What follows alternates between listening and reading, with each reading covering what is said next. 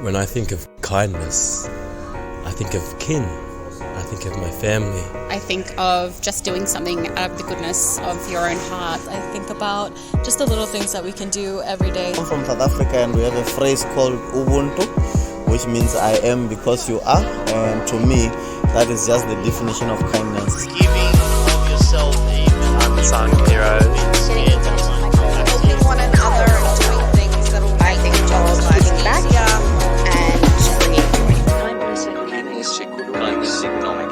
Kindness economics. Hello and welcome to the Kindness Economics podcast. I'm your host, Candice Mama. Today I am joined by the very first golden ticket winner at AIME. And many of you listening don't even know what that means. But luckily for us, this smiling human, as we call him, Shyaka, is going to explain to us. Shyaka, do you want to first say your full name? Because I'm so scared to say it in case I butcher it. This is interesting because I'm not sure I also pronounce my name right, because I used to get this from my mouth all the time. My name is originally from Rwanda, because it was my grandparents' name. That's Shyaka, but somehow the H is a bit silent, but it doesn't matter. I always think of names as words. My name is Shyaka Farid Lwanyaaga. I love it. I love it. And you're currently in Uganda, right? Yeah. And you know, Shyaka, there's so many things I want to talk to you about on this episode. But first, you were the first golden ticket winner at AIME. Do you want to tell us what does that mean and what has that done for the trajectory of your life? Oh yeah, I like this story. Like, it excites me because to me it's like magic how life turned around. So golden, I think 2016, Jack, the founder of AIME and CEO, decided like he had done this for 15 years in Australia, trying to fight education inequality between Indigenous Australian kids and the white Australians. So we recruited university students to become mentors to high school kids as the way like to help them open the doors and let them through. And after 15 years, he realized like the problem of inequality was not about Australia or black or white. It was all over the world. So he gave out 10 golden tickets. He called them 10 golden tickets, 10 university students who wanted to make a difference in their home countries to go to Australia, learn the mentoring model and bring it back to their home countries. And I was the first one of the hundreds he had interviewed. I was the first one to win the golden ticket to go to Australia and bring AIME to Uganda. I don't know if that was a good description, Candice. It was a great description, because the reason we refer to Shyaka within the organization as a smiling human is because you've got this firstly very prominent smile. Like, it's the first thing any person notices about you. But when you walk into a room, you always bring in this kindness, this joy, this element of just, you know, wanting everyone to be radiant and happy. And so for me, it is so interesting that you were the first golden ticket winner. You took this model into Uganda and actually Rwanda and around the African continent. But you also have stayed on at AIME as our resident smiling human. But what do you do here other than smile and bring us joy? No, like I love the smile because just before I talk about what I do at AIME is I've grown up like knowing like the ultimate, all of us what we're looking, what a satisfying life would be is a smiling life. And I think it's something I got from my mom. My mom was very tricky, like growing up. She tricked me into so many things. She tricked me in always saying the truth, where she told me whenever I said the truth, I would not be in trouble. So I was the snitch growing up. I always say the truth because I thought it's the safety. Then smiling, she told me it's the best way to connect to human beings and everyone is looking to smile. Because I remember her telling me like, we don't know what being happy means, what being happy feels like. At least we know what pain is, but we don't know what being happy is. So the closest sign to proving that we are happy is smiling. And then fast forward, I think when I rejoined university, I wanted to fluke this postgraduate course when I was still doing my undergraduate. It was in Dar es Salaam, and I remember when I went to, because I had my university recommend me, because universities were supposed to send their PhD students, and I was still doing my undergraduate. And when I entered the BC's office, when he asked me which skill I have that I think I'm going to use to change the world, I was like, the one thing I know I'm good at is smiling. And to me, changing the world means spreading the smile. So I just want to smile and share it. The same thing I told him because with AIME to get a golden ticket, you had to get a partnership with the uni. And when I went into the Vice Chancellor's office to tell him I wanted him to recommend me or sign that we get this mentoring program, he was like, but again, I want to know what social change skill you have that you're going to use to make all this change. I was like, my smile. So like, I think I've used it like, I don't know. I feel like it's my strength, it's my magic, it's my weakness. And that led me to what I'm doing at AIME after being a golden ticket.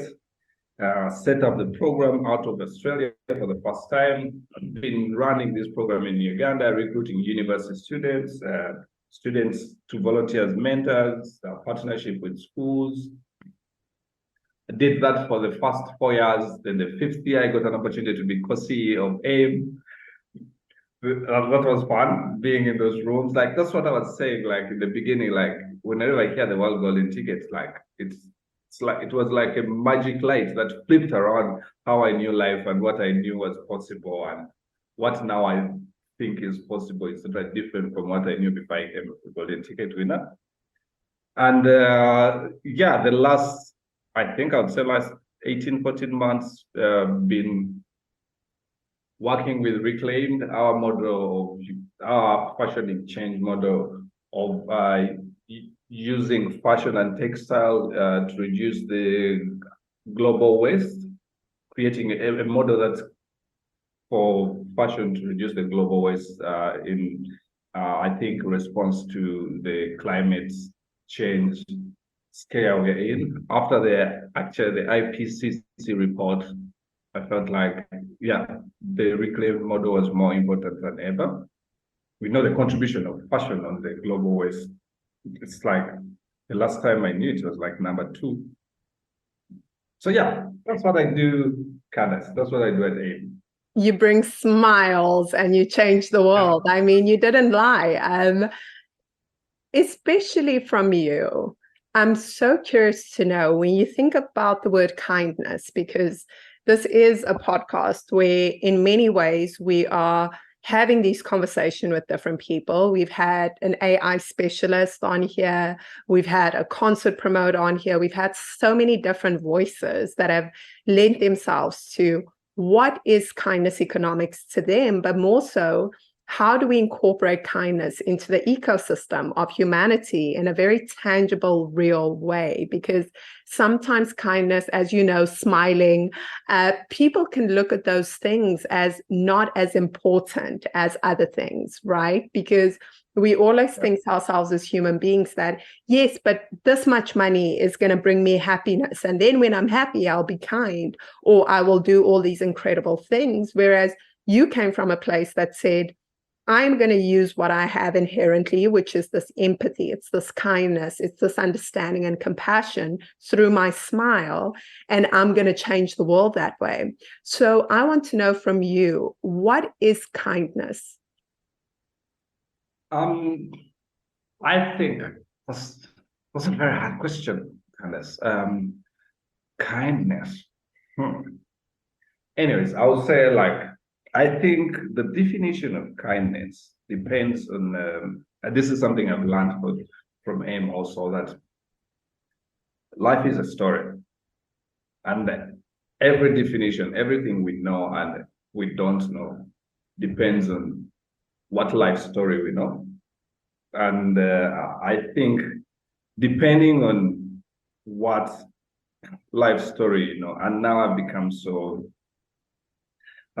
spoiled, like I feel like I can't limit to what's possible and what things mean. And I kind of try to think of what kindness could mean in simple words. To me, it's the empathy. Kindness mean knowing like you and me are part of the same energy flow, are part of the same thing. Like because I feel like the thing with I've seen it here like kindness mostly, and back home I started a local organization. When I joined AIME, so I would use this opportunity to extend the opportunities that have been open for me to my community. And I've realized like most of the people things like help. I also don't like the word help because I don't know who is helping and who is being helped. But like help, empathy, thinking of the other person, and almost feeling the same way you feel about yourself with other people. And I think that would be the definition of kindness. Like wish what you wish for other person, what you wish for you. I think for me that's what briefly kindness would mean. But I think generally kindness is us, like it's us human beings. Like what makes us is because in the beginning you just have to be kind to yourself to real manifest real kindness outside yourself. So I think kindness is us. I think I'm not a religious person, but like most religions say we are created in the image of God. And I think to me, I believe God is love. And like if God is that energy of love and we are created in that image, I'm saying again, I'm not religious. I'm just using a good example of like religion. So if God is love and we are in God's image, that means we are love. If anyone knows what love is, there can't be love where there's no kindness. That's why I would say like, to me, kindness means us as human beings, the outward human. We'll leave alone the story we've been told where we've placed value with money and material and this. But like if you think of like what we really need, like air, shelter, food, and then all those things are free. Like this art provides to us, like honestly, if we hadn't placed prices to them, like really, if we think like in reality, all these things are free. And that's all we need to survive. And if we need that to survive, that means the love is surviving. And the love to me is kindness. We are the gods. We are the kind ones. I don't know if it makes sense, Candice. It makes absolute sense to me because as you started speaking, it is the philosophy of AIME, the spirit of interconnectedness through Indigenous knowledge systems, right? And the one thing that I started to research when Jack asked me to head up and be the custodian of kindness economics was, where does the root word of kindness come from? And it's so interesting that you started it from the place you did, because kindness actually stems from the word kundi in post-Germanic, and kundi means family. It comes from the word kin, which is your next of kin, your family, your bloodline. And so it is so interesting that you broke it down in that way, because that's exactly what it is. It's the ability to see the image of yourself in another human being and allowing that free flow of energy to wish upon another what you wish for yourself, to look after another the way you look after yourself, which in today's language would be considered empathy, compassion.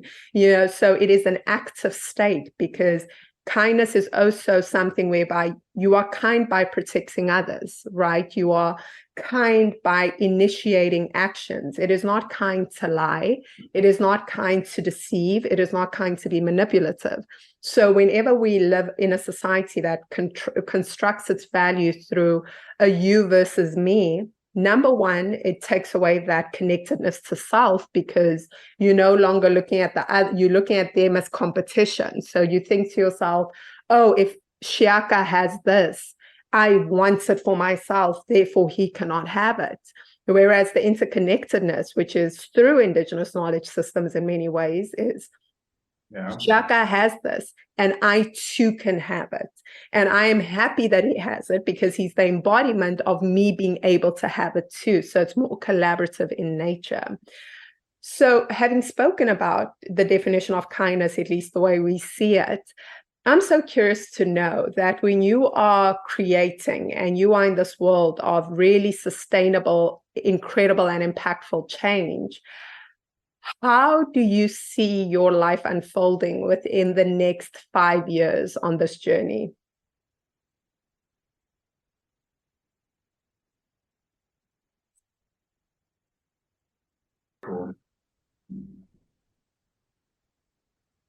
How I see my life in the next 5 years, like I said, I've gotten into this space where sometimes I feel like I'm so spoiled to what's possible, but the next 5 years, so many things are possible. I think I still see myself working at AIME. I think the thing that's, and I see myself extending the privilege I've gotten to have access to different realities, because honestly, how I saw the world growing up in Uganda and in Islam in Kampala is sort of different from after being shown the world and connecting with people across the world. So I think a lot of things are possible, but like 5 years from now, I see myself continuing to spread kindness and telling the story of us watching each other's back, maybe through fashion. There's this fashion show I host every year. It started as sexual rights and stuff. Now it has grown into tackling mental health, but now I want to take it to the streets to turn it into story, and the runway will be within the people, since fashion is telling the people's stories. So I see this in the next 5 years, having done about like maybe 3-4 cities with this Shibang festival. And then I see myself supporting about 12 countries in Eastern Central Africa, running the Imagination Classroom, which is also another tool from AIME to help youngsters from imaginary backgrounds to have their intelligence come on the forefront and create more relation between us. That's where I see myself. Oh, I'll be a father of 2. I'll be enjoying learning from people. You'll also be raising 2 other smiling humans. Yeah, and learning, because I'm in a position where I feel like everything is possible, and I've gotten convinced that I don't know every single day that passes. So I no longer even have like plans for what tomorrow is going to look like. One thing I know, like, I'm going to learn so much tomorrow again. Like, so I'm now locked into this frame where I feel like the only thing I can do with my time is learn and learn and learn and learn and learn and learn and learn. So yeah, 5 years, I see myself still working at AIME, still working to spread kindness and opening portals for people to get into imagination that we're launching in October. I see myself organizing fashion festivals in different cities, telling the human story, using fashion to tell the human story, and giving out this really reclaimed model. Imagination classrooms in 12 countries in Eastern Central Africa, because most of the time I feel like I have the opportunity to open portals for our region. With everything comes last year, but like, I'm here and I'm connected to these crazy human beings trying to shift the way the world works.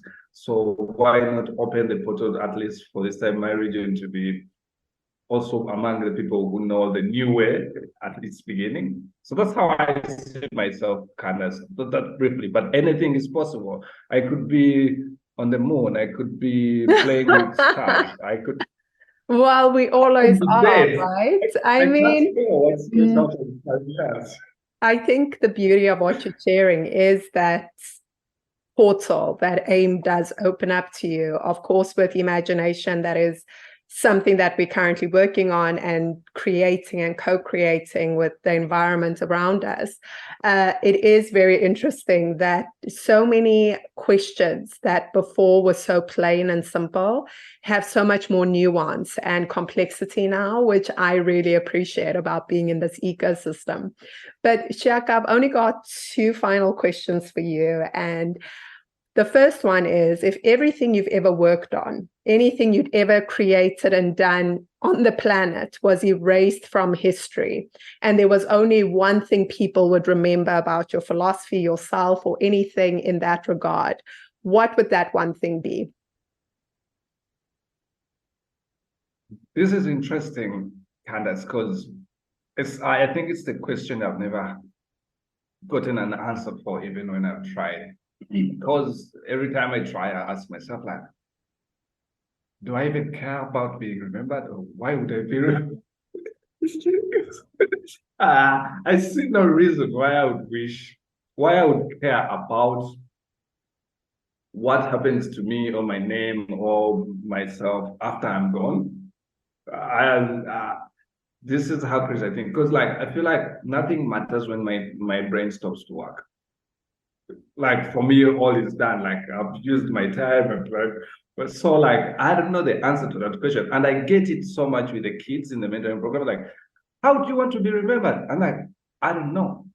I never think of it, and when I try to think of it, so I'm actually going to rephrase that question for you then.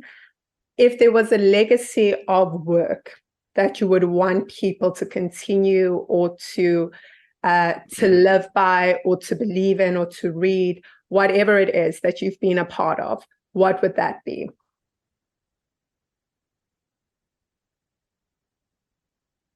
Oh, I think one thing I wish is, because I know and I believe we're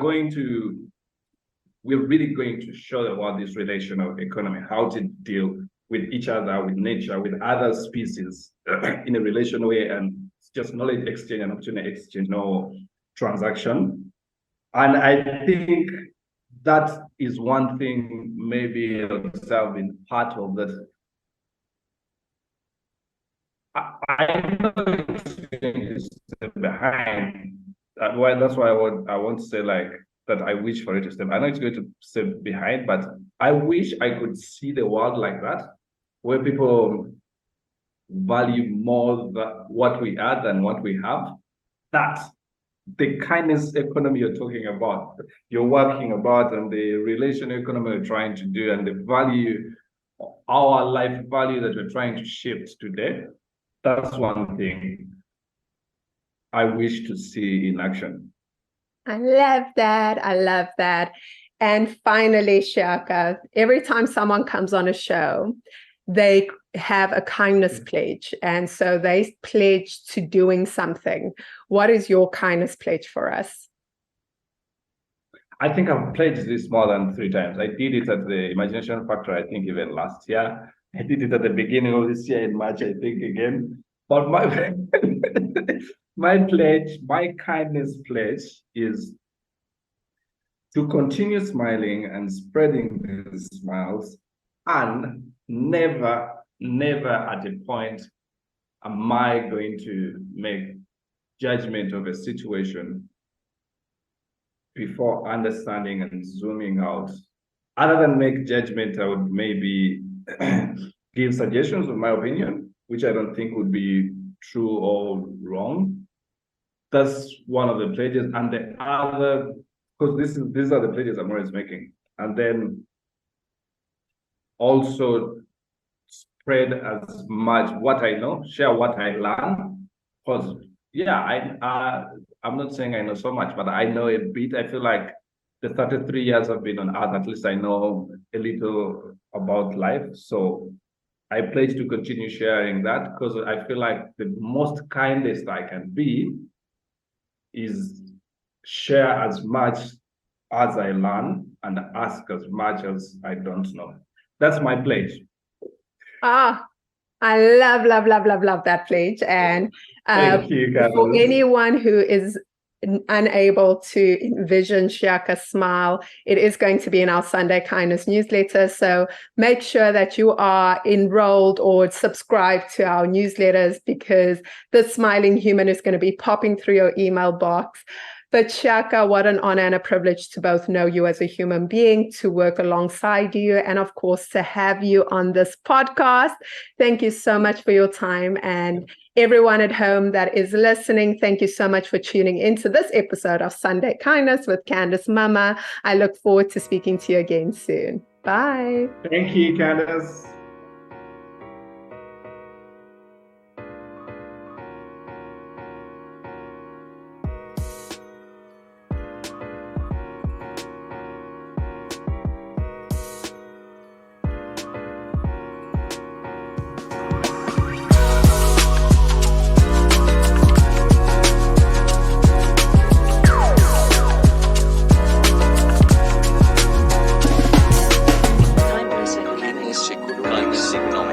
Kindness economics.